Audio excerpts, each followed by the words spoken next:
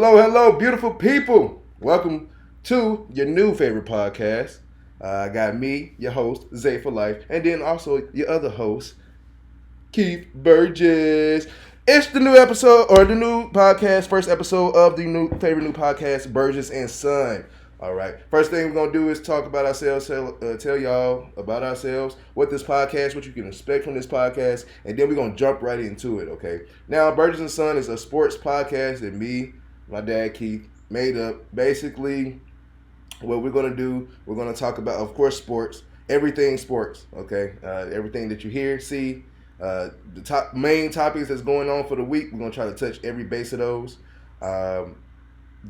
More than likely, we got a lot of our takes are real genuine and real true. It might hurt some feathers, but it'll be all right. Now we got we have Way Back Wonders, right?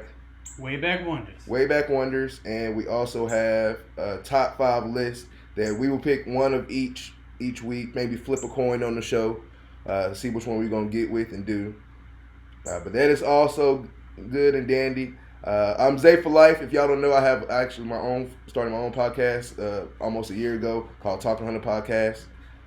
You can catch that on YouTube. And that's me, Zay for Life. And let me let y'all hear about Keith Burgess. I'm Keith Burgess. I just play around on Facebook.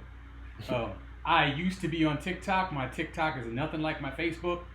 Follow my Facebook. It's much more recent, much more sports oriented, and just me joking, clowning around like I'm about to do with this clown here today. We got 2 clowns watching and 2 clowns on the mic, so y'all get ready for it. All right, let's jump right into it. Sports world, welcome. How y'all doing? What's good this week?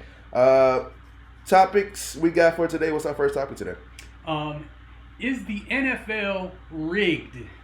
Meaning that, does the NFL have a preference to who they want to win? Mm-hmm. And do they execute a plan to make sure that happens? Okay, so you want me to start off, or you gonna start off with that? You can start. Okay. I will rebut. All right. Is the NFL rigged? First of all, as a guy that plays sports, not only in the high school level, collegiate level, being around more pro athletes myself and knowing some pro athletes in it, I don't think it's rigged as far as the players know.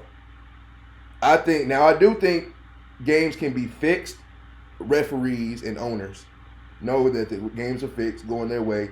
Also, nowadays it kind of sucks too, because I think fans have too much power into sports, because if the fans don't like it, then you take it away. If the fans want it, you try to give it to them. Same thing goes for video games now. The fans complain about something on a video game, you go update it, and then you take something away or you add something that kind of messes up the game plan, in my opinion. So, is the NFL rigged? I don't think it's rigged. I just think that games are fixed between refs and owners. The players, in my opinion, have no clue. If you do have a clue as a player, it has to be like a top-notch player, like a Tom Brady when he played, a Patrick Mahomes when he played. If that, but players don't know, and players, I take up for the players. Players are innocent in this instant. Dude, that's crazy. The NFL is not rigged, okay? Mm-hmm. Let's just get to that. People want to cry when their team loses and want to make an excuse, that Billy Smith missed a block and that's what caused y'all to lose the game, but no, you want to blame it on a missed call or a made call or whatever, some kind of ref crap, and say that the NFL is rigged. First of all, let's remember what the NFL is. Mm-hmm. The NFL is. The NFL is a collection of 32 owners, okay? The commissioner works at the behest of the owners. Yeah. If you're going to sit and tell me that 32 owners sat in the room and said, well, we're going to let this one owner over here win the championship, you'll never get me to believe that. No. Because a lot of these owners, or really all of these owners, are multi-billionaire, super huge, successful, hyper-competitive people. And the athletes are people too, because you think about it, all athletes are competitors. So that's why I say it's hard for me to believe that players know that everything is rigged because they're competitive. I don't want to. I would never. Even if the NFL were rigged, I think the last people to participate in that would be the players. Mm-hmm.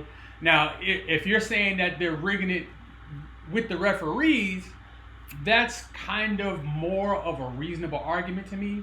But even then, that seems kind of far-fetched to me. I just don't believe for a second that it's actually rigged. When you look at some of the missed calls, it may kind of seem that way. Mm-hmm. But I mean, every game has these missed calls. These referees are human beings. Human beings, yes. And they make mistakes, and their heart rate races, and they know critical points in the game just like the players and us as fans do. Yeah. I don't buy for a second that it's rigged. I just don't, and I can't be convinced of that. Yeah, I don't buy it at all. I don't think so. It's same thing. You know what's so funny? People try to put the same narrative on the NBA that it's rigged, and I don't think neither league is rigged. It's hard. It's hard to convince me anything, but definitely that the league is rigged. You cannot get, and in the NBA is 30 owners. Mm-hmm. You cannot get 30 owners to agree to blow playoff games, championship rounds, for which they make extra money themselves to benefit one of the other owners. Mm-hmm. They all invest into their teams. They all want to provide winners and be profitable for their team. And I get it also too that you kind of look at it being, you ask questions if it's rigged because of certain players are always winning. Like you look at Patrick Mahomes, you say, oh, they always get all the calls with the Chiefs. I just think they play so perfect that when they do a mistake, like you see the mistake because they play so perfect. And they play well enough. And there was actually a couple of seasons ago where there was a lot of calls going against them. Yes. So, I mean, it kind of balances itself out. You get a call in your favor. You get a call that goes against you sometimes. It happens. It happens. That's the nature of sports, man. That's why you love it. Y'all grow up. Please. Children. That's why they hate LeBron, too. Speaking of LeBron, moving on. LeBron James has a son in the league. Did you know that? I'm aware. His son, Bronny James, is in the league. Bronny, first of all, I get all the madness and you mad that he's struggling and you mad that about this or he's not like his dad, whatever it is. Whatever the case is, first of all, he's not his dad. Second of all, you put pressure on a 55th overall pick in the NBA draft. 55th overall pick that you put first pick pressure on and criticism on. And then you're mad because he's not doing this. First of all, he's a kid. He's a rookie in the NBA. There's only a few rookies that come in and dominate. Enough few. Like a very few. I think he got really unfair criticism from everybody. And I put myself, I'm guilty a few times of trying to criticize his game, but I have to literally pull myself back and say, dude, he's a kid and he's a rookie. And most importantly, people forgot that it's only been like maybe 2 years, if that he had cardiac arrest. So the man passed out and was hospitalized for a while. Y'all don't know how hard it is, especially cardiac arrest. Y'all don't know how hard it is to actually get back and playing, and you mentally are ready for that because you mentally think that something might happen. I don't think he got a fair criticism. I think they still criticizing him very unfairly, but we're going to see what happens. What do you think about Bronny? I think that a lot of people's problem with the whole Bronny James situation is just that they feel like he's in the NBA because of his dad. Yes. And I get it, but yeah. I actually can't argue with that because I don't believe he would be in the NBA if his name wasn't LeBron James Jr. I don't think he would. I want to say I don't think he would be in the NBA. I just don't think he would have got picked. That's what I'm saying. I don't think he'd be in the NBA right now. He'd probably still be in college playing, which is actually what I thought he should have done. I think he should have stayed in school probably at least another 2 years because that first year was very much hampered by the cardiac arrest event that you talked about. Yeah, for sure. And so he didn't really get to truly develop as a freshman in college. Mm-hmm. And now you're throwing him into the fold with grown men who do this for a living. And I don't think, as far as his playing ability, that he was ready for that. So I can't really argue with that. Yeah. I will say this, though. Mm-hmm.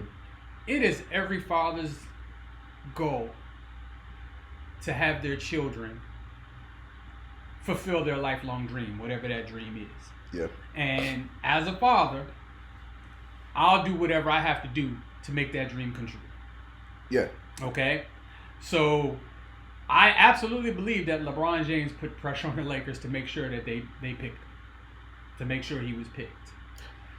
I think in an honest moment, the Lakers would say they probably didn't really want to pick him in that spot. Mm-hmm. But if you look at the history of second round picks in the NBA, you know, generally speaking, they don't work out anyway. They don't. So, you know, you got your Nikola Jokic, which is like, that's a pipe dream. That's a pipe dream, yes. Or Draymond Green, he got picked in the second round. Those are the only two that I can say that. Off the top of my head, those are the only two I can think of that are like all-star caliber players that got picked in the second round. Everybody else, you kind of just looking like, oh, yeah, he got picked in the second round? You know, they're obviously projects to begin with, and he's no different. Yeah. But I will say this in Bronny's defense. He's obviously trying hard, in my opinion. He's trying very hard. Yeah. And no, he's not his dad. But who is? Exactly. And then if you look at the history of sports, there have been a lot of outstanding athletes who have had brilliant careers in various sports. Ken Griffey Jr., yes. Bobby Bonds, Barry Bonds. Well, he ain't a junior, but Barry Bonds. Yeah. You know, who followed in their father's footsteps and were actually better than their fathers. Yes. But that's extremely rare. Extremely rare. Extremely rare. Like, it's not gonna happen because it just doesn't. Yeah. Michael Jordan has sons. And they name them. I know Marcus. That's it. He's not famous for basketball. I forgot who it was. Somebody was talking about his sons, how they was like top high school even then they was top high school prospects coming out of high school, and I think that could be because they were Michael Jordan's sons. Right. That could be because of their names, but the problem, the thing I will give Bronny credit for is him working his way. You know, he's trying to supplement the blessing he's been given. Yes. By working hard. And let's not forget, his dad's a billionaire. Yes. He don't have to play basketball. Don't have to play basketball. But the fact that you want to.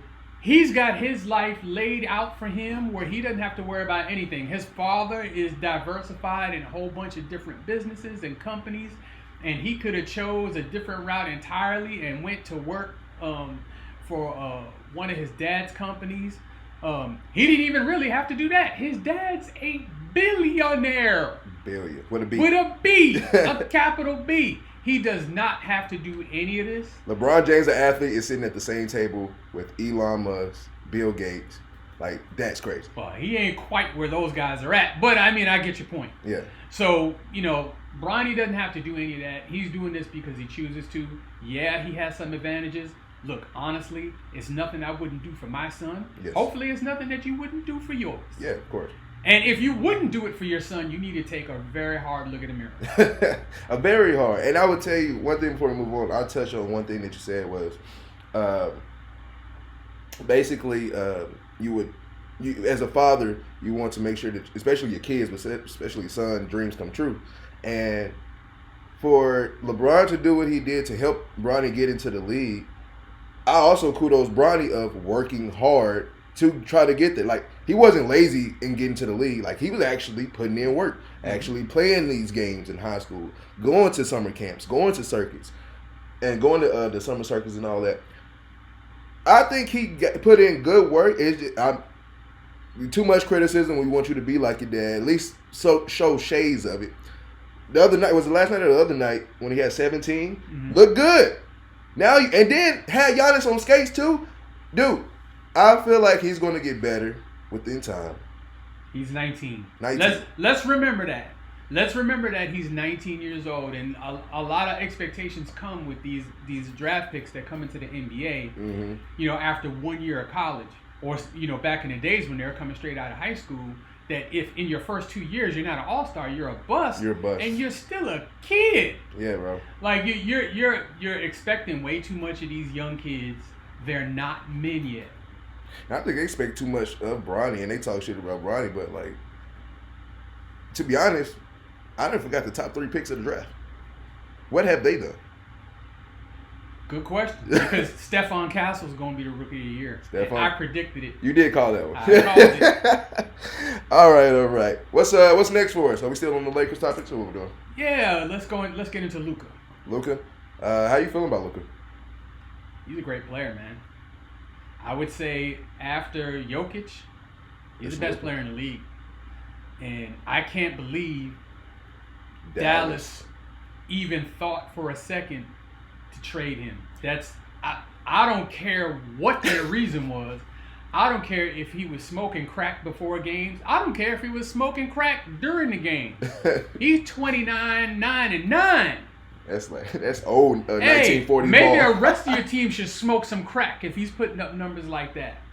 I'm just saying, like, I don't understand their reasoning behind that trade. The Lakers, I don't know how they continue to get so lucky time after time after time. Super lucky. How do you be a great team and end up with a number 1 overall pick so you can take Magic Johnson? Dude, and then Magic as a rookie. How does Kobe fall into your lap? And you know what I'm mad about Kobe? Kobe had to work out with Boston. In Boston gear. And the Lakers stole him. Like, it's like they just luck into these all-time great mega stars. And Luka, I think he just turned 26? Yep. You got 10 more years of him being great. At least. Now, there is something of a concern about, his fitness level and all that kind of stuff. I think being a teammate with LeBron will help in that regard if he, he chooses. If he chooses to. Yeah. But even if he doesn't, dude, if he's eating burgers and smoking crack before games, hey, that might be a regimen the rest of the league might have to take up. See, I look at it too as like production level. Like a lot of people talked about James Harden being overweight sometime, but like when he gets on the court, you look up, he got a triple double. Yep. And same thing with Luka. And same thing with Zion. The only reason I'm mad at Zion is I just feel like he can't stay on the court. But at the same time, I think that's a Pelicans issue. I think Pelicans is a terrible organization for anybody. And then they just really don't handle stuff well. And they don't know how to handle a superstar. Hence, that's why Anthony Davis left.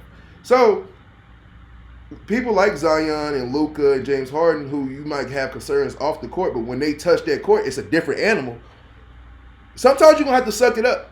And on top of that, Luka did not want to leave Dallas. He did not. He was totally shocked. He was blindsided. He literally, and now looking at it and seeing how old he is, we say 25, 26, still a kid.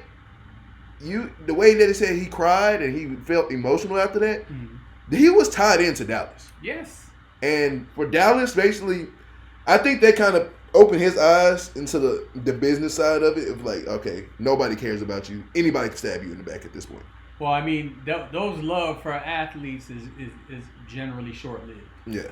And no matter how great you are, if you make one mistake, everybody turns on you, and that's kind of the way it is. Not that Luka made a mistake, but I'm just saying in general, it's short-lived. And, the fans in Dallas are upset. Rightfully so. Upset. And then if you look at how it's just imploded for Dallas after that, with Anthony Davis literally getting hurt in the first game he played for them. But he was dominating too. In one game, yeah. and then a couple of weeks later, Kyrie blows his, I think it was his Achilles. Was it Achilles? No, I thought it was ACL. I thought it was Achilles. We can check out. We'll check it out. But either way, he's out for the rest of the season and probably for a big chunk of the following season. So, this trade has blown up in the Mavericks' face. What are we gonna do then? As a Dallas, let's say you're somewhat working for the Dallas Mavericks. What do you do from here? Dude, you just try to make it through this season. Maybe even tank a little bit just to get a better draft pick, and maybe. You're going to need something of an infusion of youth because you had a young superstar that you gave up for. I mean, Anthony Davis is still in his prime, but he is 31. So how much longer are you going to have a prime Anthony Davis? So you're going to need an infusion of some youth. I'm not sure of their draft pick situation. I'm going to guess that it's probably not the greatest because I don't think so. Well, I mean, I think they gave up some picks to get Kyrie. Yeah.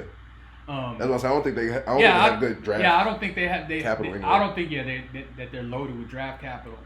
But I don't know. The only thing I can hope if I'm them is that Anthony Davis comes back healthy at some point. Mm-hmm. Kyrie comes back healthy at some point. You would hope so. And they see what those guys can accomplish. But I think that window really for their success based on the age of Kyrie, because Kyrie's what, 33, something like that. 34.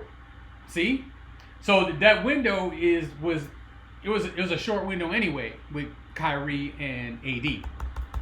Mm-hmm. So and that window is pretty much is closed for this year, and no, he's 32. Sorry. Okay, and it's for next year. It's questionable depending on how much Kyrie can play and how he comes back. An Achilles injury is very serious for someone who relies on equipment. ACL. It was ACL. Yeah. Still, again, yeah, very serious injury for someone who relies a lot on their equipment. A very serious injury, and I think also I would not wish that on anybody, but I would take a ACL or MCL over Achilles. Though. Yes. Achilles, it's basically got to learn how to walk again. Yeah. And I would say this of like, there's no disrespect at all. No disrespect to Anthony Davis or Kyrie, but you have to be some sort of crazy. Everybody's saying like after the trade, well, I think Dallas actually got better. Where? I get you what you're saying defensively. Yeah, but still. Conceivably, yeah. But I mean, when your best defensive player is in street clothes every night, that doesn't help. That doesn't make you better defensively. And even then, I get it. Luka doesn't play defense, but like I just said earlier, James Harden didn't play defense, and he made a name for himself. I really think in a league nowadays where you basically can't really just touch a player like you really want to, or play good defense, you really don't have to have Kawhi level defense.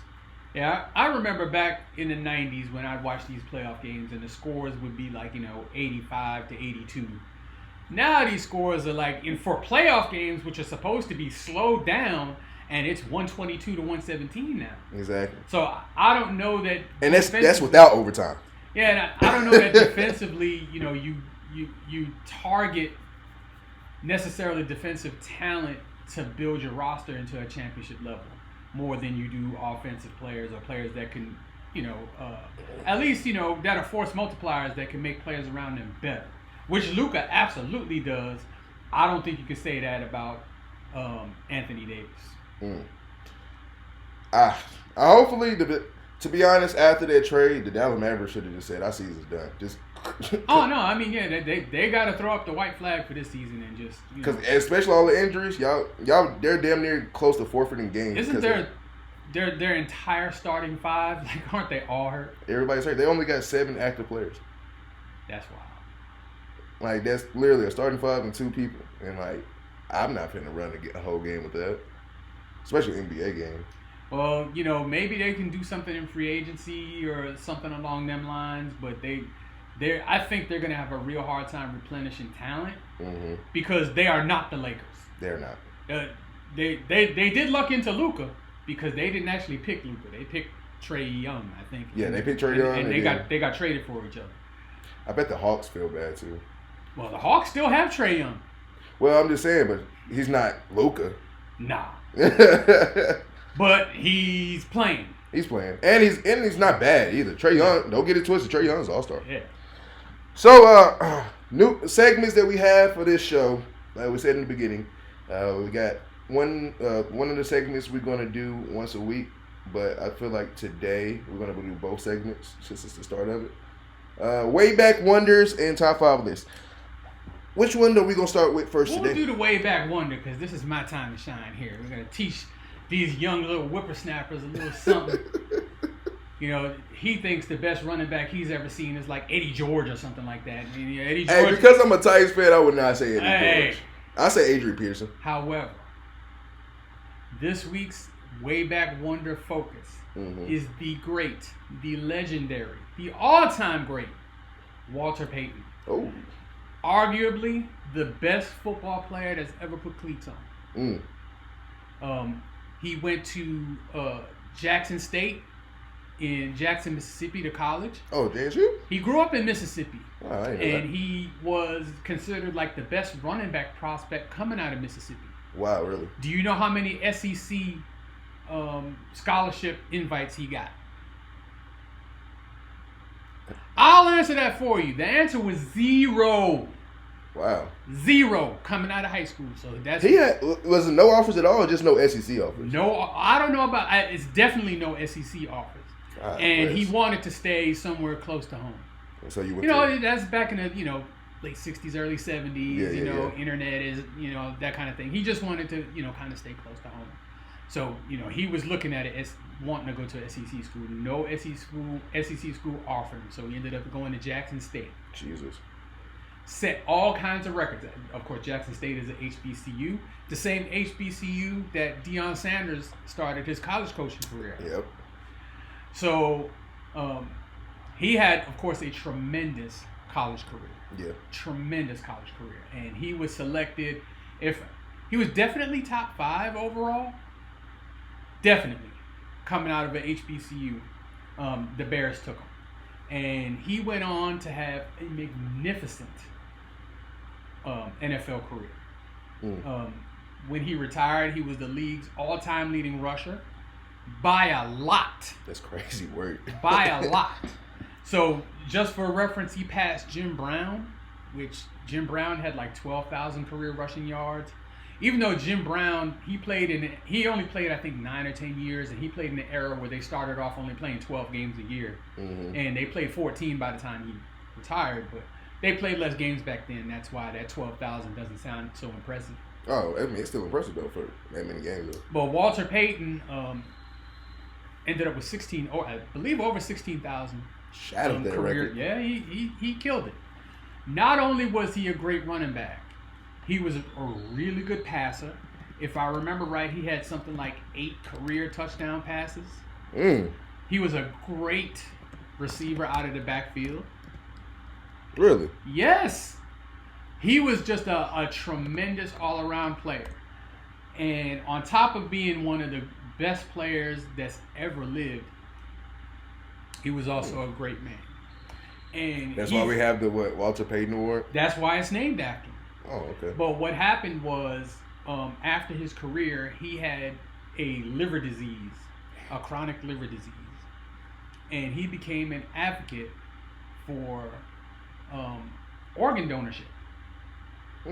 So by the time they, caught his liver disease and, diagnosed it and everything and figured out that, what the prognosis would be, it was too late for him. Damn. That a transplant wouldn't have helped him. He wouldn't be eligible for a transplant. Yeah, that sucks. However, anyway, he still was the biggest advocate for transplants. And he is credited with bringing a lot of attention to organ donorship back then to where it is now, where you go to get a driver's license, they ask you, do you want to be an organ donor?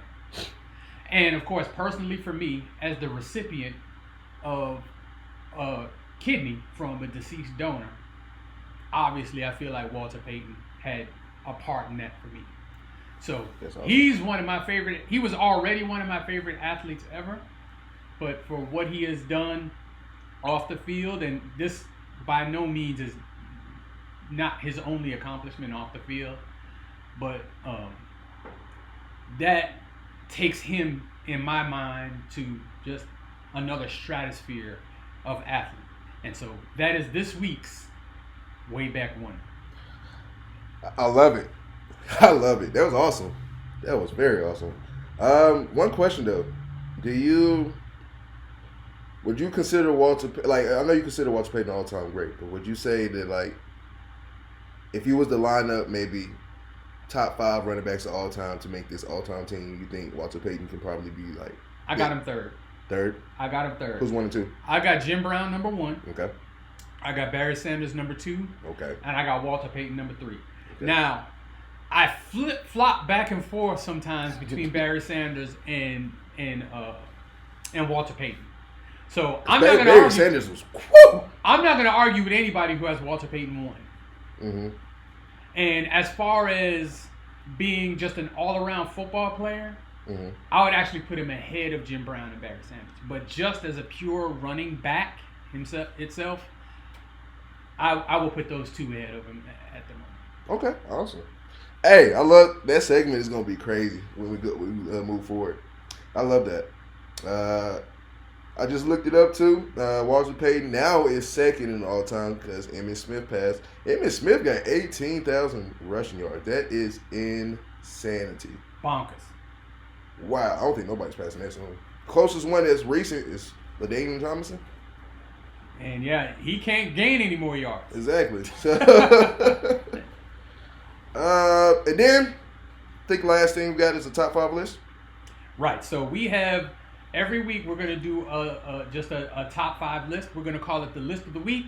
So this week's list of the week is the top 5 worst organization in American team sports.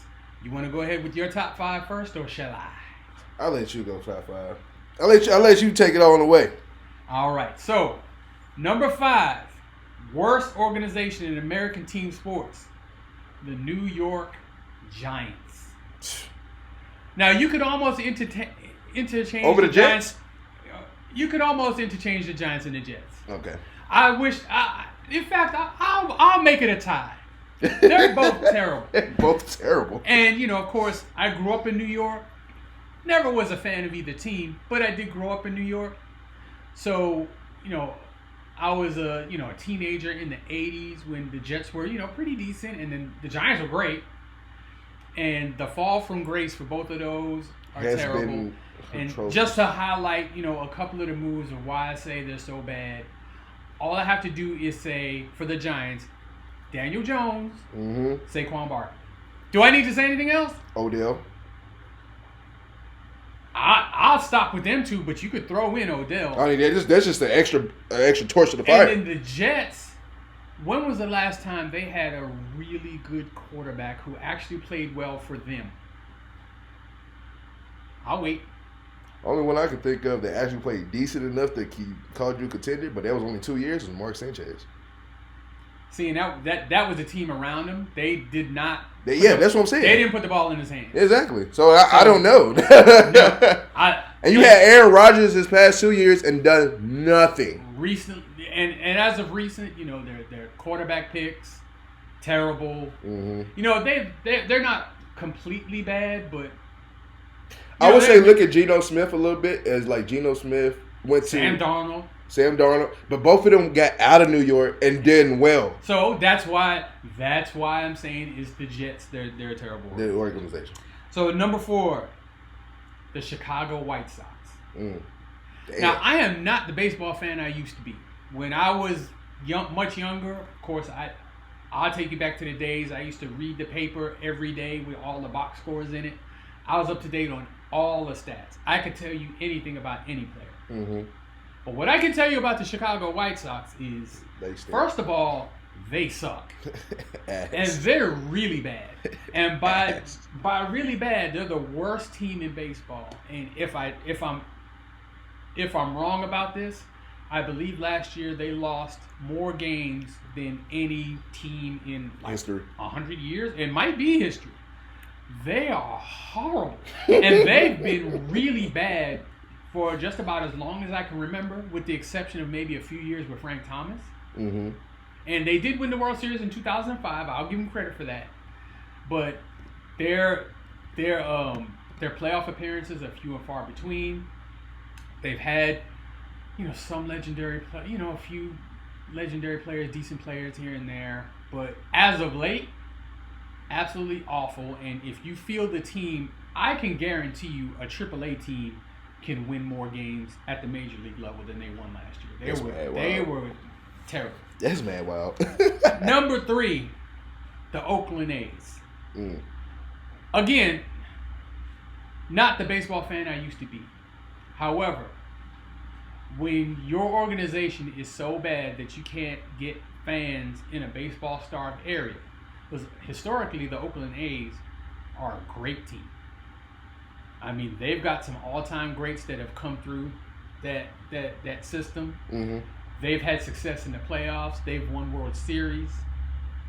They're trash. Ass. They basically couldn't get more than 10,000 people to their games, and then had the audacity to demand a new stadium.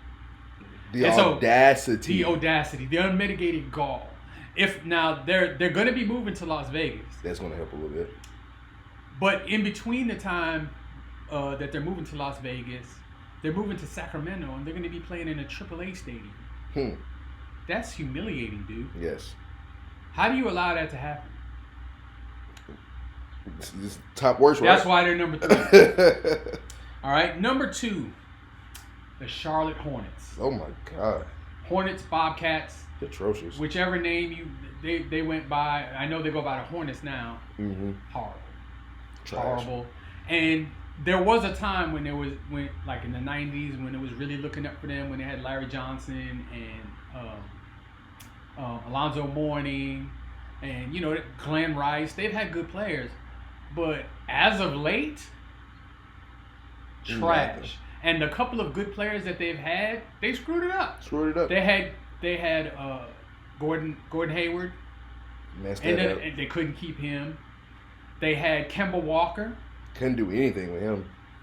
Now they got LaMelo. You're wasting Melo's time at this point. How many players in the NBA currently are as dynamic as he is? The team is absolute garbage. Always has been. And we can talk for the rest of life about how bad their draft picks have been. Michael Kidd-Gilchrist with the number 2 pick. God, awful. Like just and some of the great players that they passed over. Yep. To pick some of the trash players that they ended up picking.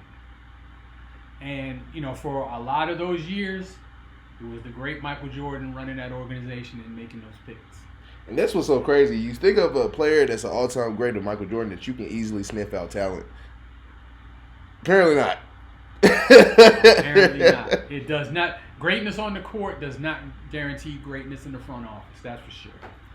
And the number 1 worst organization in American team sports, if you haven't guessed it already, it is the Cleveland Browns. All I have to do is say the words Deshaun Watson. Oh my gosh. And I don't think you have any argument after that. But I will go on. Deshaun Watson.